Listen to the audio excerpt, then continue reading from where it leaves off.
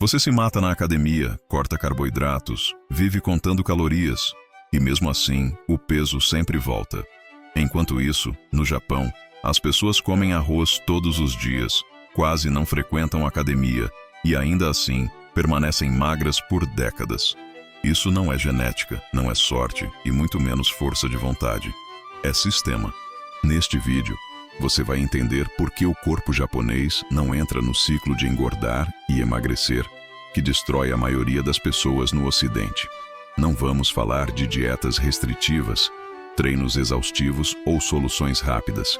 Vamos falar de hábitos silenciosos, quase invisíveis, que regulam o corpo naturalmente, sem sofrimento. Se você sente que lutar contra o peso virou uma batalha cansativa e injusta, fique até o final. O que você vai aprender aqui pode mudar completamente a forma como você enxerga comida, movimento e o próprio corpo, de maneira simples, sustentável e real. Existe um detalhe que quase ninguém percebe, mas que muda tudo. A maioria das pessoas engorda tentando emagrecer. Dietas rígidas, treinos exaustivos, cortes bruscos de comida, tudo isso envia uma mensagem clara para o cérebro: escassez. E quando o cérebro entra em modo de escassez, ele faz exatamente o que foi programado para fazer há milhares de anos: economizar energia. O corpo desacelera o metabolismo, aumenta a fome, intensifica o desejo por açúcar e gordura. Não porque você é fraco, mas porque o seu sistema nervoso acredita que você está em perigo. Agora observe o contraste. No Japão, a maioria das pessoas nunca entra em estado de guerra contra o próprio corpo. Elas não vivem tentando compensar excessos, não fazem dietas radicais e não tratam comida como inimiga. O resultado é simples: o corpo não precisa se defender. Manter-se magro nesse contexto não é um esforço constante. É uma consequência de não acionar o modo sobrevivência todos os meses. O primeiro passo para entender como os japoneses se mantêm magros sem academia é aceitar essa verdade desconfortável. Quanto mais você luta contra o corpo, mais ele luta contra você. A solução não começa no prato, nem no treino. Começa na relação psicológica que você construiu com comida, peso e controle. Existe uma regra silenciosa que governa a relação dos japoneses com a comida. Ela não está escrita em cartazes, não é ensinada como dieta e não exige força de vontade. Chama-se Hara Hachibu. O princípio é simples, mas profundamente psicológico: comer até estar 80% satisfeito, não até estar cheio. O que parece pouco na prática muda tudo, porque o corpo humano demora cerca de 20 minutos para perceber que já recebeu alimento suficiente. Quando você come rápido, distraído ou emocionalmente carregado, ultrapassa esse limite sem perceber. A culpa vem depois. O peso também. No Japão, a saciedade não é um ponto extremo. Ela é um estado de equilíbrio. Parar antes do excesso não é privação, é respeito ao corpo. E aqui está o detalhe mais importante. Quando você se permite parar com leveza, sem sensação de perda, o cérebro não registra escassez. Não há ansiedade, não há compulsão depois. Hara Hachibu não é sobre comer menos, é sobre ouvir mais. É desacelerar o ato de comer o suficiente para que o corpo participe da decisão. Quando isso acontece, o controle deixa de ser uma luta mental e passa a ser uma resposta natural. Você não precisa contar calorias. Precisa aprender a reconhecer o momento exato em que o corpo diz: já é o bastante. Existe algo que quase ninguém percebe, mas que muda completamente a relação com o peso. O corpo ama previsibilidade. No Japão, comer não é algo caótico. As refeições acontecem em horários relativamente estáveis, todos os dias. Não é rigidez militar, é ritmo biológico. Quando o corpo sabe quando vai comer, ele não entra em modo de escassez. A fome deixa de ser urgente. A ansiedade diminui. O metabolismo trabalha a favor, não contra.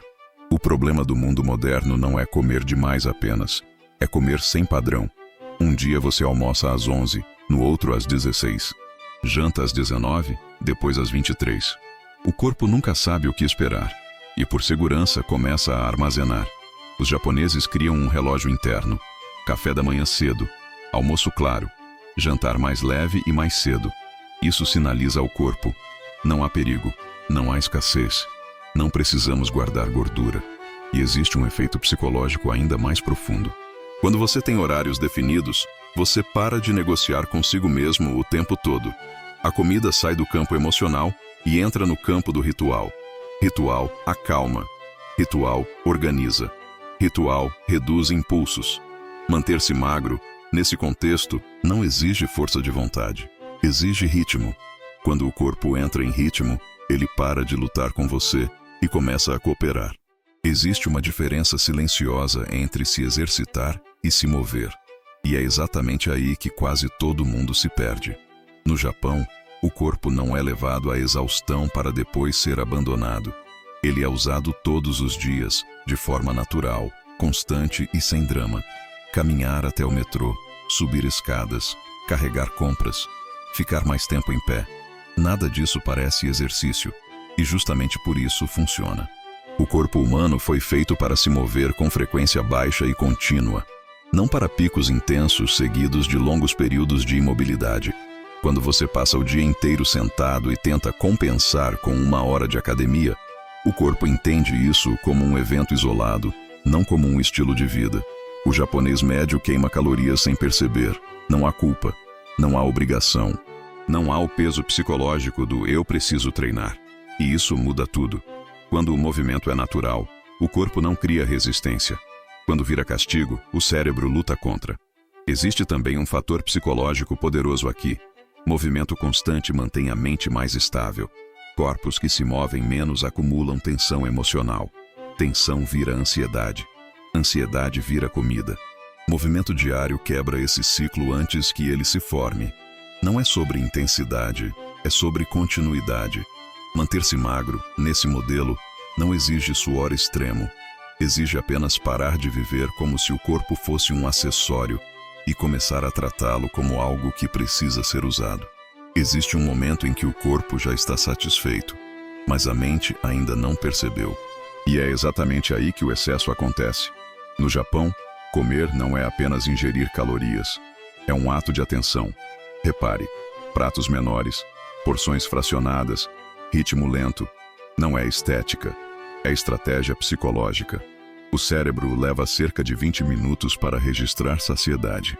Quando você come rápido, distraído no celular ou na TV, você ultrapassa esse ponto sem perceber.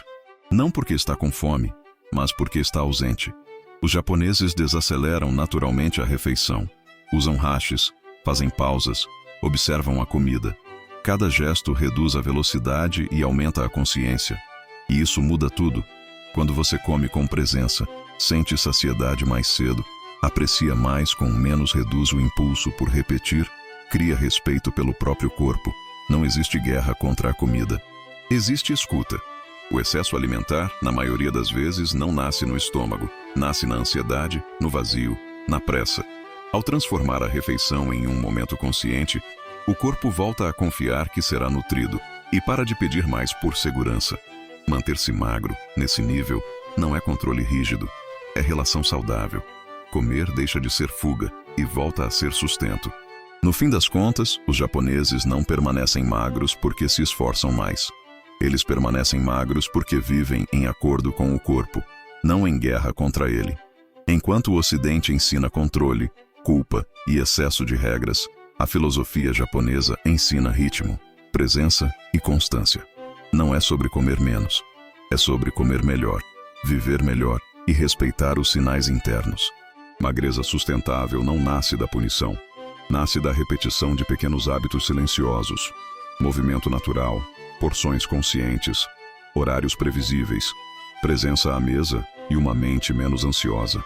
Quando você para de tratar o corpo como um inimigo a ser domado e começa a tratá-lo como um sistema inteligente a ser ouvido, o peso se ajusta como consequência, não como obsessão. Talvez o maior aprendizado seja este. Não existe transformação duradoura feita na pressa.